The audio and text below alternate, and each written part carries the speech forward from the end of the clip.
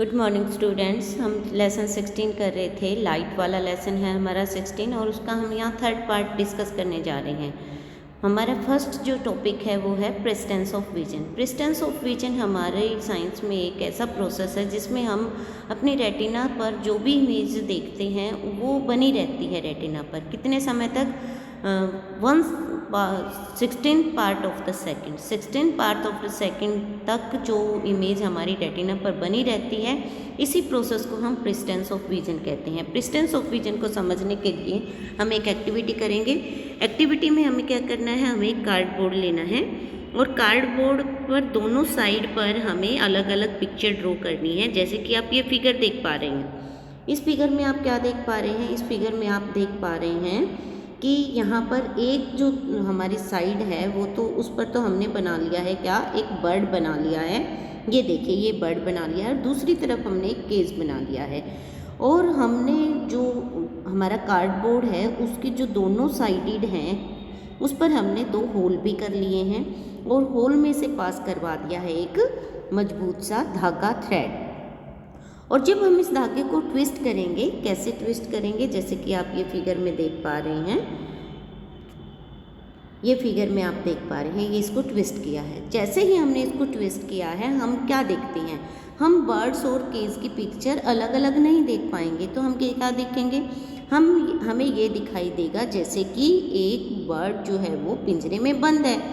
तो ये पॉसिबल कैसे हुआ, ये प्रेस्टेंस ऑफ विजन के कारण ही पॉसिबल हुआ। प्रेस्टेंस ऑफ विजन में क्या करते हैं हम, पिक्चर्स को अगर वो तेज़ी से मूव होती है हमारी आंखों के सामने, अगर वो तेज़ी से मूव करती हैं, जो हमारा प्रेस्टेंस ऑफ विजन का टाइम है 1/16 पार्ट ऑफ द सेकेंड, अगर इससे तेज़ पिक्चर्स हमारी आंखों के सामने से पास होती हैं तो वो हमें चलती हुई दिखाई देती हैं।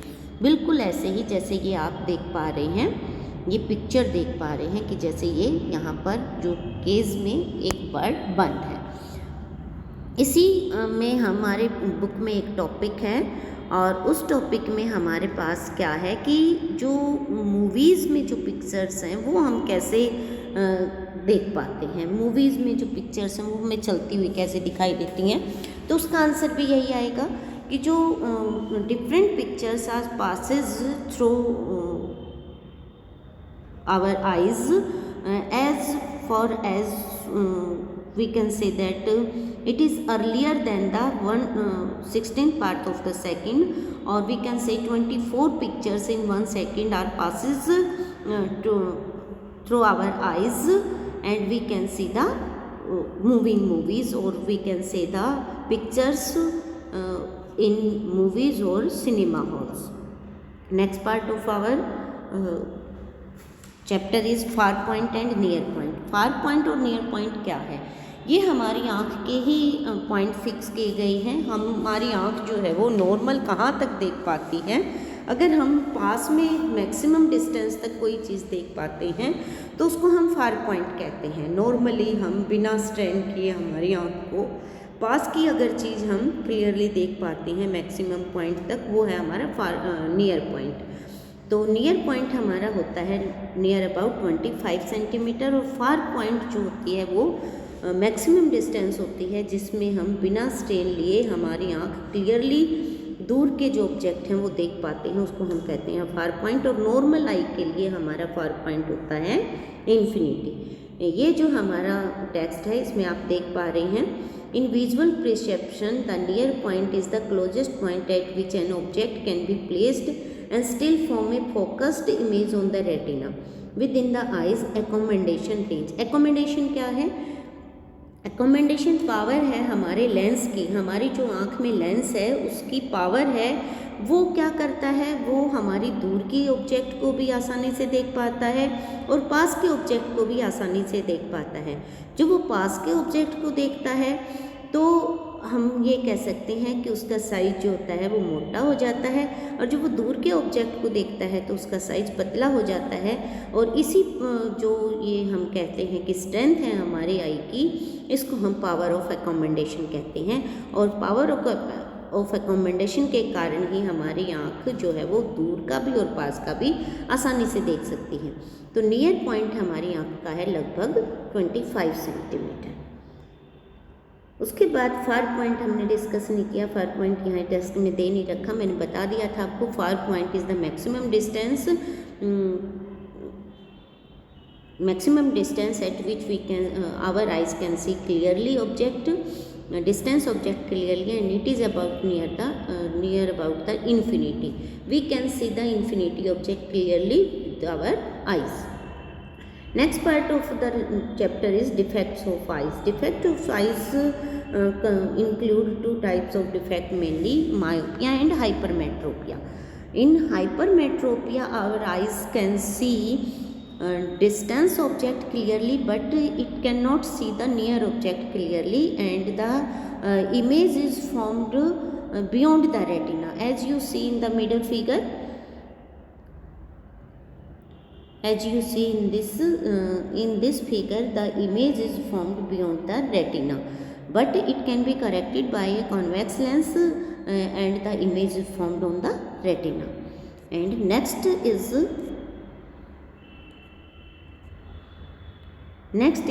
myopia.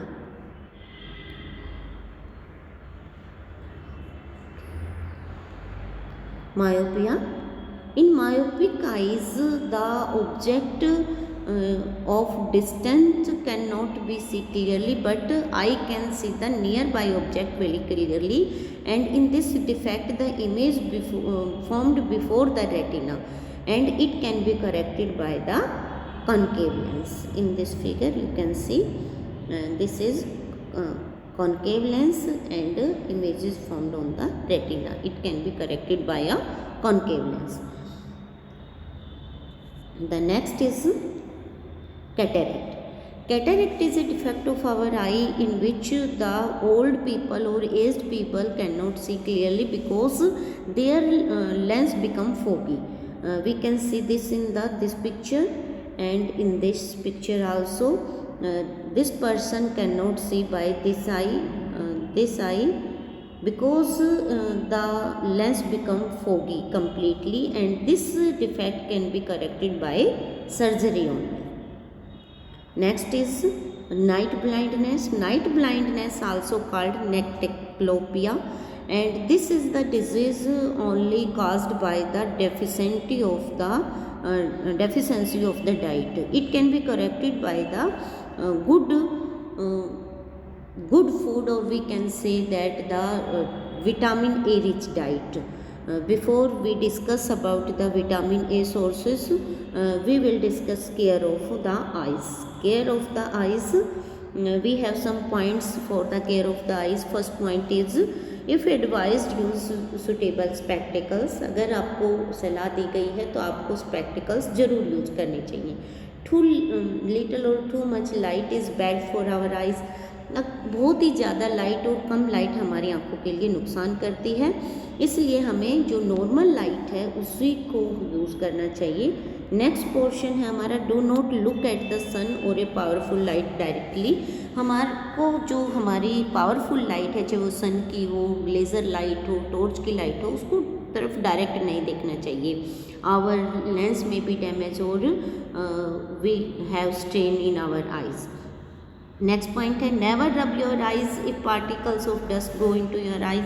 अगर आपकी आँख में कुछ गिर जाता है तो आपको उसे रगड़ना नहीं चाहिए, रब नहीं करना चाहिए. तो हम क्या करें, हमें उसको क्लीन वाटर से वॉश करना चाहिए. अगर फिर भी हमें आराम ना हो तो हमें एक डॉक्टर को दिखाना चाहिए. लास्ट पोर्शन है हमारा, always read at the normal distance for vision. जैसे अभी हमने डिस्कस किया फार पॉइंट और नियर पॉइंट. फार पॉइंट और नियर पॉइंट नॉर्मल आई के लिए हैं, वो फिक्स हैं. उससे कम या ज़्यादा दूर पर हमें चीज़ों को बहुत पास करके नहीं देखना चाहिए, बहुत दूर करके भी नहीं देखना चाहिए. और स्पेक्टिकल्स अगर लगे हुए हैं तो हमें वो यूज़ करें, हम अपनी आँखों को स्ट्रेन ना दें. नेक्स्ट पोर्शन है हमारा vitamin A rich food. We can see in this figure different type of food which are rich in vitamin A. If any person suffer from night blindness, it can be corrected by the vitamin A rich diet. spinach, bell peppers, sardines, carrots, Brussels sprouts, broccoli, sweet potato and salmon. All these foods can be taken by a person which have low eyesight, or we can say poor eyesight. Eyesight can be corrected by these foods, and night blindness also corrected by taking these foods. Next portion is include some different type of knowledge in which we read about the compound eye of the insects, and in this text we will discuss about the owl's eye. जो owl होते हैं वो night bird कहलाते हैं, या हम कह सकते हैं कि वो रात में आसानी से देख पाते हैं, लेकिन हम रात में आसानी से नहीं देख पाते। ये ऐसा क्या है उनकी आँख में जो वो रात को आसानी से देख पाते हैं? तो उसी के यहाँ पर कुछ पॉइंट्स दिए हैं। उन पॉइंट्स में आपको बताया है कि जो नाइट बर्ड है आउल, उसकी जो आँख होती है उसका कॉर्निया लार्ज होता है। आप ये देख पा रहे हैं, उसका जो कॉर्निया है वो लार्ज है।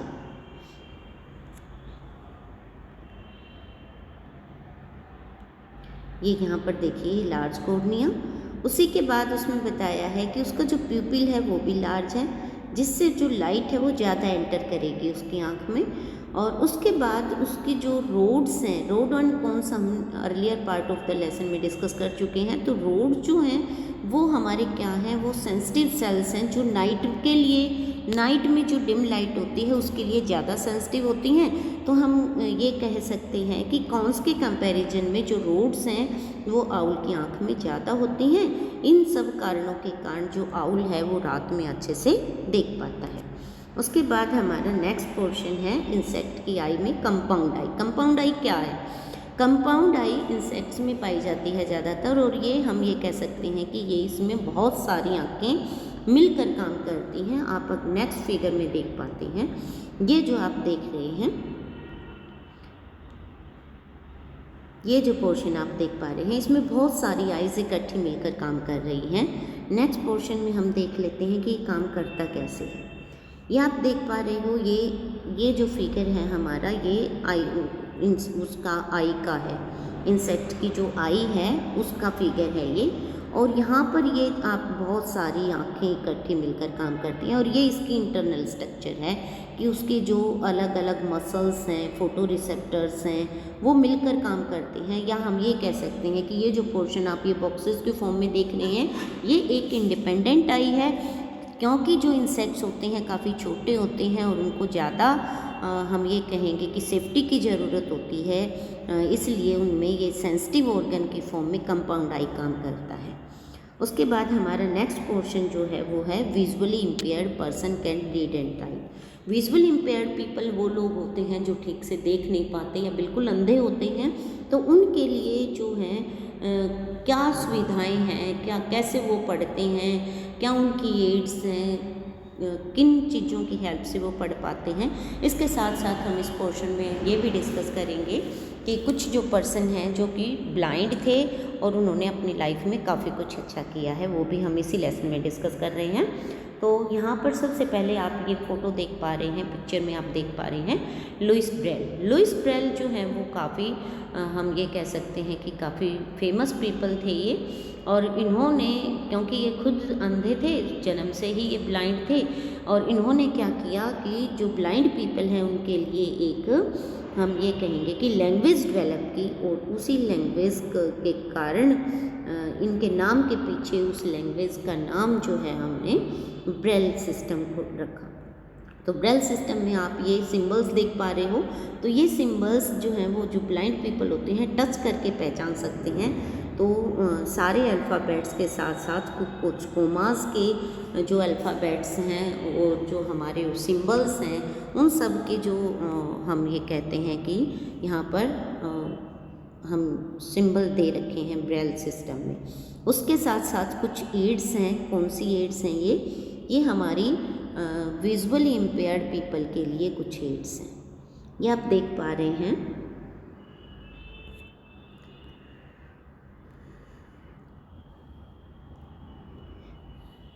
ये फर्स्ट पॉइंट है हमारा aids for visually impaired person. First है हमारा non optical aid. Non optical aid में क्या आता है, जैसे कि नाम से ही पता चल रहा है हमें, नॉन ऑप्टिकल मीन्स वो हमारी आंखों के लिए नहीं है, तो वो हमारे लिए किस काम आती हैं। फिर उसके अंदर क्या क्या इंक्लूड होता है, वो टेक्चुअल एड्स हैं, यानी कि उनको टच करके हम यूज़ कर सकते हैं। इनके अंदर हमारी स्लेट, स्टेलस, जो कि नोट्स बनाने में, रीड करने और राइट करने में मदद करती हैं। उसके बाद हमारी जो नेक्स्ट है वो है ऑडिटरी एड्स। ऑडिटरी एड्स में क्या आएगा, ऑडिटरी जो एड्स है उसमें आ रहा है हमारा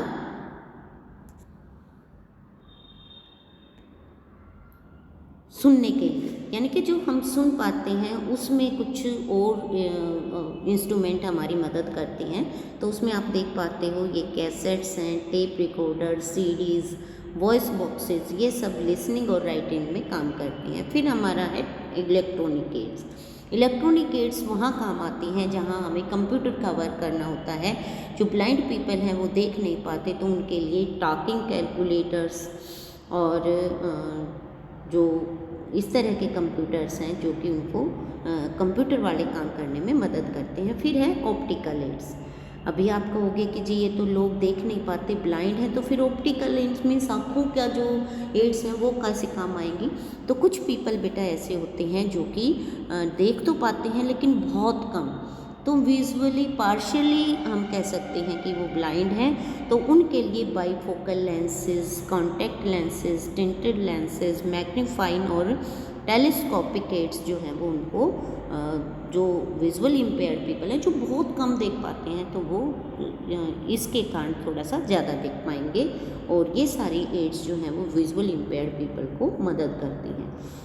उसके बाद है हमारे नेक्स्ट पोर्शन में वो पर्सन जो कि ब्लाइंड थे या बाद में ब्लाइंड हो गए हैं, वो उन्होंने अपनी लाइफ में काफ़ी कुछ अच्छा किया है। तो आपको इसमें से आपको नाम याद करने हैं और उन्होंने क्या किया वही कुछ एक दो पॉइंट आप सिलेबस में आप याद कर सकते हैं।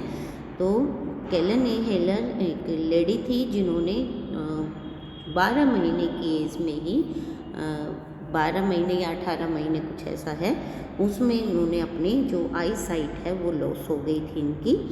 ये देखो, ये आप देख सकते हैं इसकी डिटेल। ये यहाँ पर काफ़ी एक्टिव ऑथर थी, अमेरिकन ऑथर, पॉलिटिकल एक्टिव्स थी और लेक्चरर भी थी।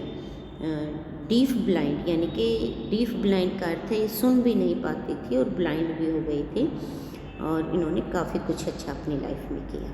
उसके बाद है रविंद्र जैन। रविंद्र जैन जो हैं वो इंडियन म्यूज़िक कंपोजर थे।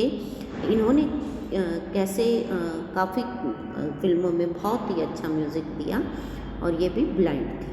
उसके बाद है लाल अडवाणी, ब्लाइंड। ये जो पीपल हैं ये भी ब्लाइंड थे और इन्होंने एक सोशल वर्कर की तरह काफ़ी कुछ अच्छा किया। इन्होंने एक बुक पब्लिशर की, मिनिस्ट्री ऑफ एजुकेशन, 1955 में 122 पेज की, जिसमें कि सोशल जो वर्क किए गए हैं ब्लाइंड पीपल के लिए उसके बारे में काफ़ी है और कैसे ये मदद कर सकते हैं ब्लाइंड पीपल की। और उन्होंने काफ़ी ऑर्गेनाइजेशन भी चलाई ब्लाइंड पीपल के लिए। तो आपके लेसन में इतना ही है, तो हम लेसन ख़त्म कर रहे हैं। Okay, good bye, have a nice day.